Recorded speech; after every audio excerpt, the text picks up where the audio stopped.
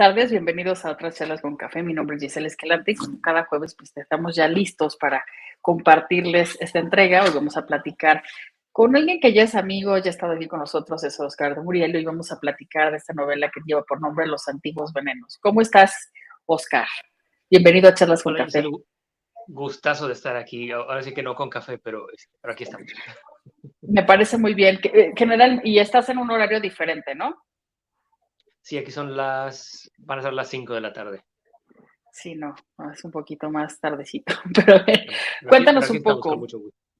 Bueno, pasaron, hacíamos cuentas antes de iniciar esta entrevista, casi 2 años para que volviéramos a platicar y me da mucho gusto siempre hablar contigo sobre esto que haces magistralmente, que es hacer historia, contar historias de una manera novelada y siempre dándonos o develándonos cosas que a ti te llaman mucho la atención. Recordemos que, bueno, tú por formación eres ingeniero, o sea, químico, o sea, imagínate, pero bueno, te has dedicado más a las letras y te has dedicado, sí, haces este ejercicio de investigar, pero para hacer estas versiones ficcionadas de la historia. Así que platícanos de qué va este texto que son Los Antiguos Venenos. Pues bueno, como me dice, es el tercer libro de la trilogía Muerte en San Jerónimo, y donde Sor Juana Inés de la Cruz es la detective principal. De hecho, en cada libro de la trilogía, ella tiene que resolver un crimen diferente, un misterio diferente. Y en este tercer libro, ella básicamente tiene que defender a una de sus protegidas más queridas, Alina, que aparece en los otros libros de la serie. Alina básicamente es como que su Watson y la ha acompañado a resolver los misterios en todos los libros anteriores. Básicamente un noble español se muere en palacio después de haberle comprado una medicina a Alina. Es una medicina que se preparó en el convento de San Jerónimo. Entonces todo el mundo acusa a Lina de haberlo envenenado o incluso de brujería, que estaba muy de moda en esos tiempos, en el siglo XVII. Y Sor Juana Inés de la Cruz tiene que meterse al quite para investigar quién pudo matar a este noble español, eh, cómo es que alguien lo pudo envenenar al mismo tiempo que Alina le vendió este veneno, todo para defender a su novicia protegida más querida.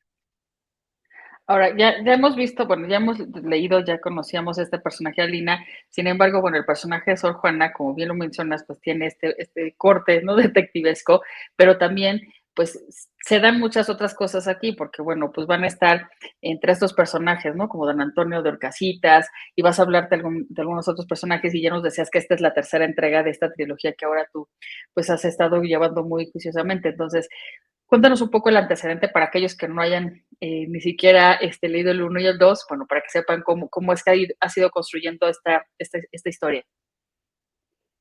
Em, pues sí, como te decía, en cada libro de la serie, Sor Juana tiene que resolver un misterio diferente.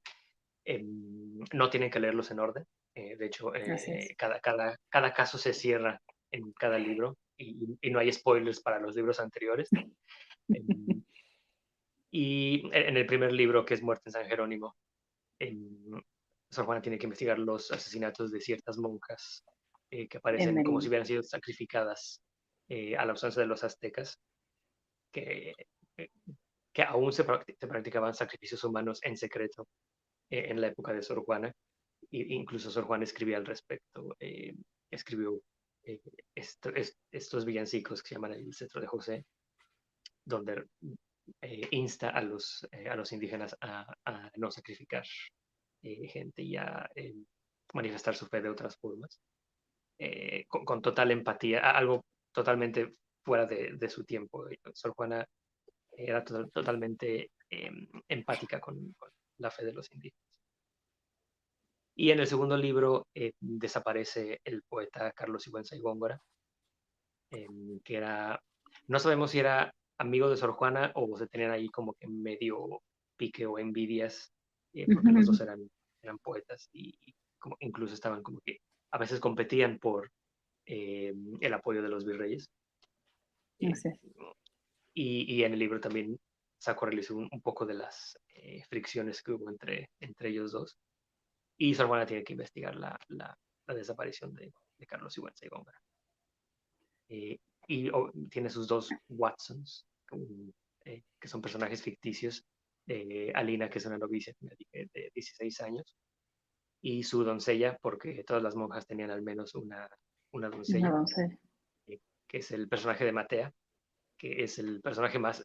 Luego se roba la escena, bueno, siempre que aparece. Es una chavita indígena que en el primer libro literal la sacan de la milpa y le dicen, tienes que ir al convento con mi nieta, con Alina, y vas a ser su doncella. Y ella a lo largo creo que es el personaje que más evoluciona a lo largo de la trilogía. Pasa de ser un poquito insegura, estar un poquito espantada de a dónde va, eh, a ser muy em, em, dicharachera, irreverente a veces, muy, muy segura de sí misma. E incluso Sor Juana también ve que Mata es una chavita muy inteligente. Y en cada libro le va haciendo encargos más complicados, más difíciles. Y en este último me gusta porque Matea sí se la rifa, tiene que ir a Palacio Nacional y de incógnito hace mancuerna con el poeta Carlos Sigüenza y Góngora, Ok, y también y tiene que enfrentarse a la virreina dos veces durante la trilogía. ok. Y tienes esta segunda entrega que es La Sangre Distinta, ¿no? Que también es como esa continuación, que en esta, digamos, que sería como este puentecito ahora para los antiguos venenos. Así es, mira, así es. En esta, Sí, digamos, así es, ese es qué es lo que encontramos en esta historia, en sí, esta sí, segunda entrega? sí, así es el segundo caso que resuelven en San Jerónimo. El primero es como que muy claustrofóbico, todo está eh, ambientado en el claustro de Sor Juana, que eso también agrega toda la claustrofobia. Ok, Sabemos que hay ok. asesinatos, pero las monjas no pueden salir por el voto de Si clausura. están de clausura, o sea, porque son solo están ahí Sí, sí, dedicadas a la oración. Ujú, ujú. así es totalmente. Sí, sabiendo que había asesinatos ahí ocurriendo y ellas no podían salir. Y en La Sangre Extinta se abre un poco más a lo que es la Ciudad de México. De hecho, hasta incluimos un mapita de la Ciudad de México, que a mí me encantan los libros con mapas. Bueno, Eh, E incluimos un mapa ahí de lo que era la Ciudad de México en el periodo colonial. Y ahí es donde Matea empieza a salir como Sor Juana no podía salir a buscar pistas por el voto de clausura, Matea es la que tiene que salir a hacer los ojos y oídos y la voz de la misma Sor Juana fuera del convento. y digamos que en esta tercera, bueno, pues vamos a ver también, pues que sigues con esta misma línea, sin embargo, bueno, pues ya tenemos como estos otros personajes que van, pues como que dándole más historia a estas, ¿cómo le podemos decir? Como líneas de investigación y todo en torno a, en este caso, se centra, ¿no?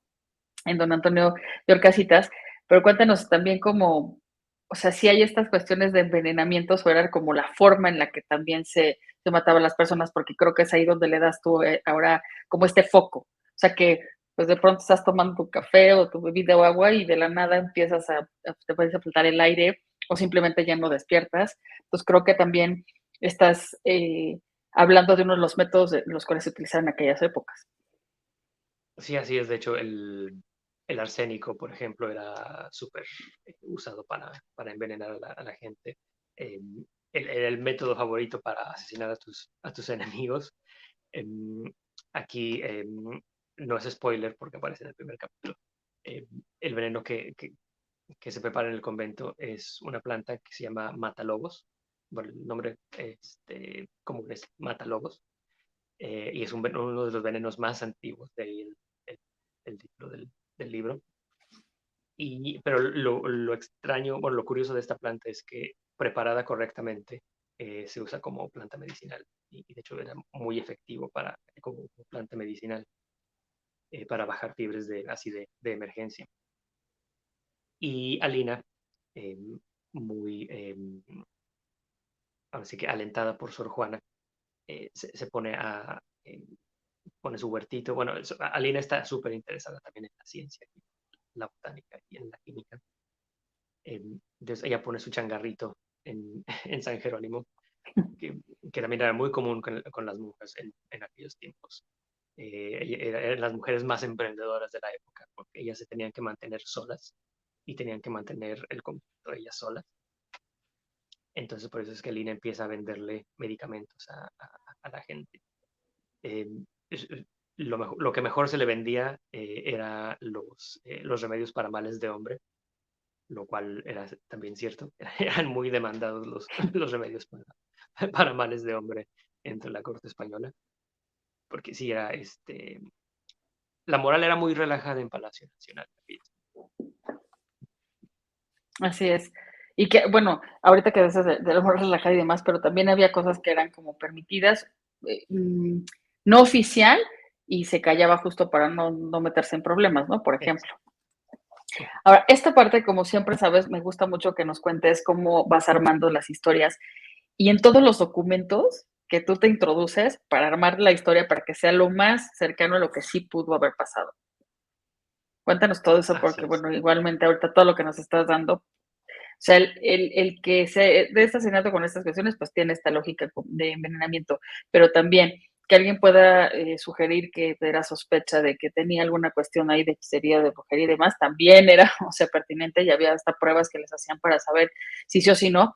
Y yo recuerdo en algún texto de estos que lees en secundaria que decía, bueno, de todas maneras siempre vas a salir culpable, o sea, no había forma que te escaparas de la Santa Inquisición, ¿no? Por ejemplo. Sí, me acuerdo aquí en Inglaterra era, sumergían a las mujeres como 20 minutos en el agua y si Y no se si morían es que sí eran lograban. brujas. Exacto. Sí, exactamente. Sí, y eso sí, Sí, sí era cierto. Ujú.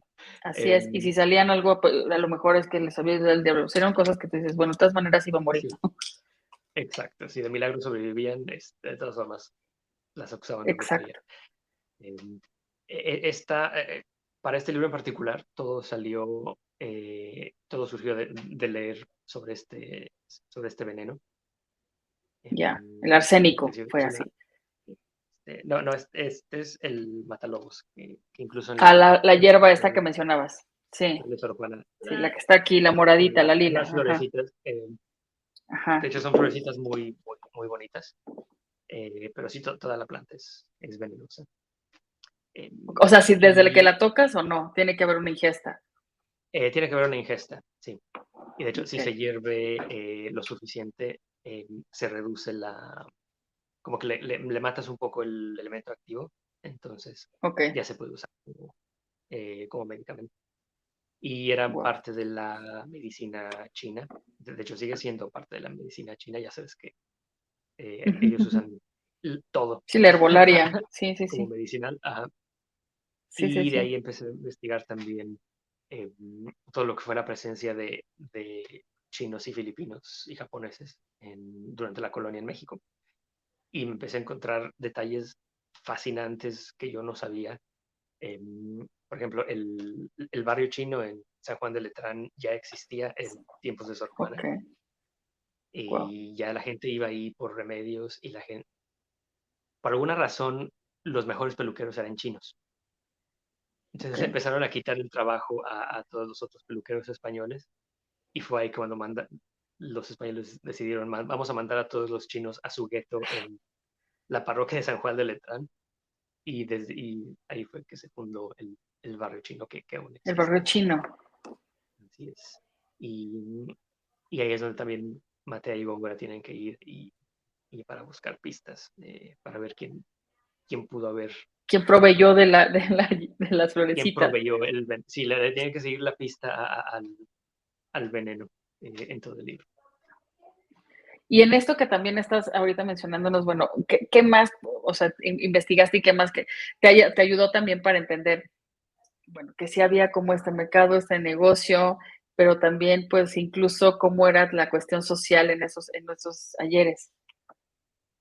Mira, también investigué algo que quería investigar, bueno, insertar en la novela desde el primer libro, era la cuestión de los esclavos africanos. Ok, Hasta ahorita fue cuando realmente cayó orgánicamente dentro de la historia.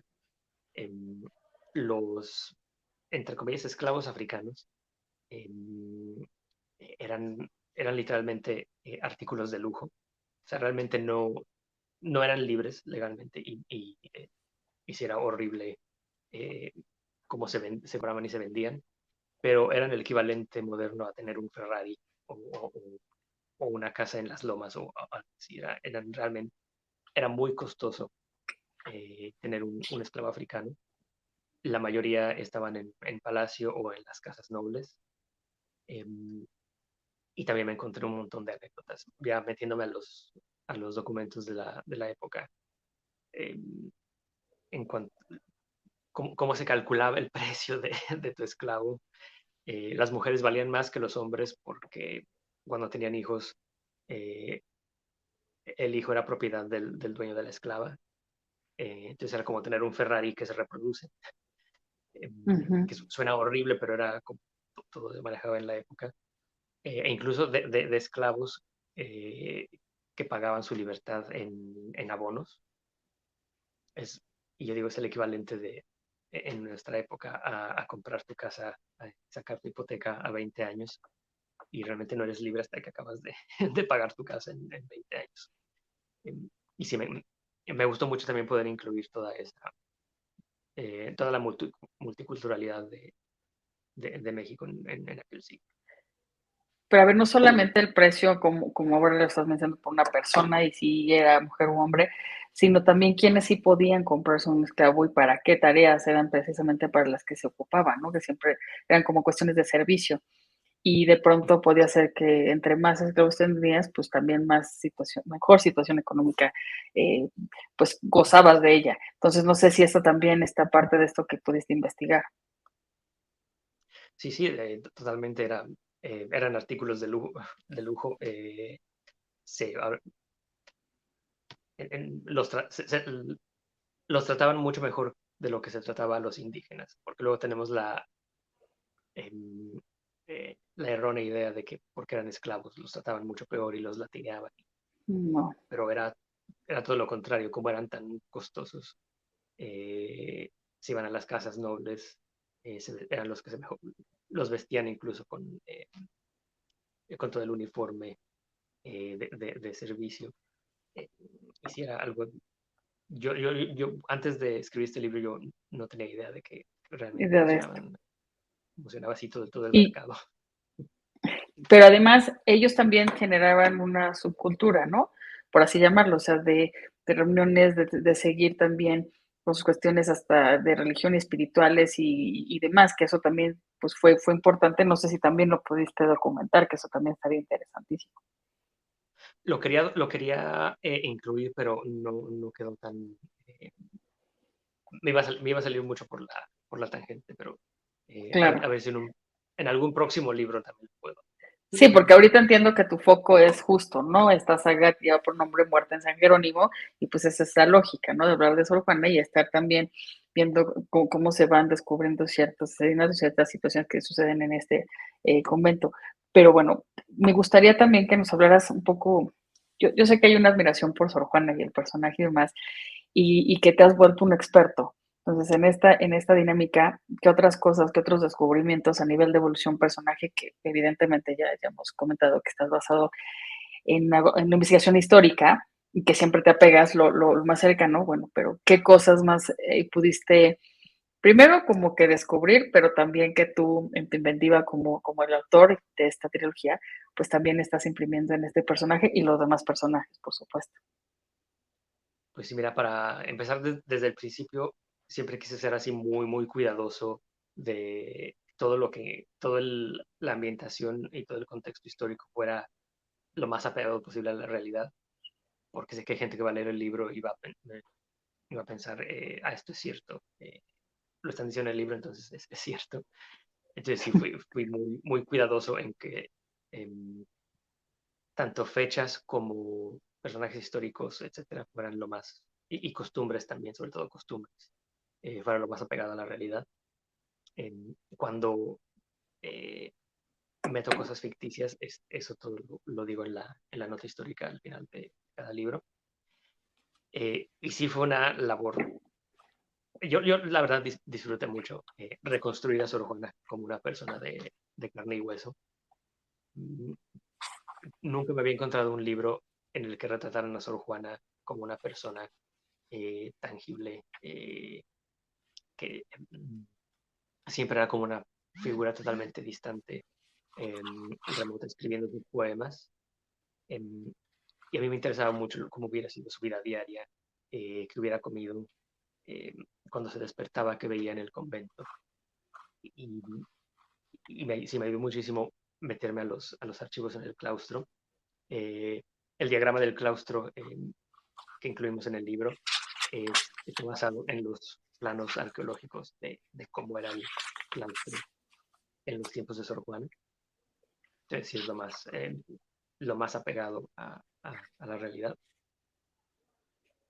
Algo que me sorprendió muchísimo de Sor Juana es que es probable que esta leyenda de que la obligaron a dejar de escribir y que la obligaron a vender todos sus libros fue falsa. En- en- y de hecho tiene más lógica que realmente no la hayan, jamás la hayan obligado a dejar de escribir. Sor Juana se había agenciado a agentes nobles, se había agenciado a la ex virreina que para entonces ya vivía en España. Era publicada en España y admirada en España. Entonces, sí, no tiene, como que no tiene mucha lógica que un obispo en México la amedrentara y la obligara a deshacerse de sus libros y a dejar de escribir. Y parece que todo fue porque ella murió muy repentinamente. Y el arzobispo, que era su principal detractor, él murió mucho después. Entonces, en cuanto ella muere, él empieza a deformar toda la historia, eh, saca a la luz este documento que Sor Juana firmó con sangre, donde dice yo la peor.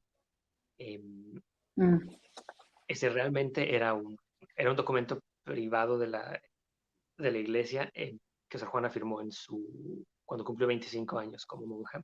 ujú. Y era un documento como que muy eh, de cajón, de rutina prácticamente. Todas las monjas Ujú, tenían ujú. que firmar ese tipo de documento a los 25 años de ser monjas. Y este arzobispo lo saca a la luz y lo publica nada más para deformar la historia. Eh, Creo que ese sí fue el detalle que más me, eh, me sorprendió, que mientras Sor Juana estaba viva, no la podían atacar cara a cara, digamos. No, y además su poesía, ¿no? No sé, Primer Sueño y también esto de las correspondencias también que tenía en estas cartas que también te puedes dar cuenta de esa brillantez, ¿no? De esa, pues sí, forma única de pensar y de hablar y de hacer las cosas. Yo creo que fue algo genuino en ella. A mí me llama mucho la atención ahorita que lo estabas diciendo, Oscar, sobre todo porque justo voy a mostrar ahorita el mapa que estabas haciendo alusión del ex Ah, sí. convento, que justo está en esta nota histórica. Siempre en cada texto de la trilogía que ahorita estamos hablando viene esa nota histórica y justo este mapa está, Sí. que ahora hacía alusión Oscar, ¿no? Que a ver, estos documentos entiendo que tienes acceso al archivo del claustro, pero también te has ido a otros documentos o todo ha sido ahí en el claustro. Em, fue, em, Fue una mezcla, la verdad. Fue tanto documentos del Ujú, claustro como ahorita ya hay muchos archivos en línea y bases de datos en línea. Em, por ejemplo, los libros de Carlos Sigüenza y Góngora, claro. que nada más se consiguen en línea. No Ujú. puedo creer que no haya una edición de obras completas de Carlos Sigüenza y Góngora. Em, y si fue tanto, eso también, digo, están las referencias de cajón, como Sí, Las trampas de la fe de Octavio Paz, que para mí así sigue es. siendo Que también empiezas así con una frase aquí justo en la nota histórica de Octavio Paz. exacto, sí, que para mí sigue siendo la mejor biografía de Sor Juana. De Sor Eh, Juana. eh, Algunas de sus teorías ya se han probado que no eran correctas, pero para el tiempo en el que lo escribió y la evidencia que él tenía en ese momento era eh, lo más, lo más fidedigno, la verdad. Y pues obviamente, Carlos, Octavio Paz, prosa Sí, deliciosa. claro, no, lo cuenta de una manera, o sea, como a su estilo, pero también te invita como que a que la leas, no nada más a que te enteres de sus historias, de su vida, sino que también que la leas. Ahora, cuando hablamos de un personaje como el que tú planteas de ser detective, ¿qué implicaciones tiene? porque hablamos también, ella como tal, pues está en una vida conventual, en una vida en congregación, y pues se debe a ciertos, ¿no? Lineamientos, los votos de obediencia y demás. Sin embargo, estas libertades que de pronto tu personaje tiene, o sea, ¿cómo es que puedes ver y hacerlo verosímil que así sea? Que eso también me gusta cómo lo explicas. Sí, ese fue un reto, pero me gustó que le añade como que otra dimensión de suspenso a las novelas, porque Sor Juana no era policía, no tenía autoridad para interrogar a la gente.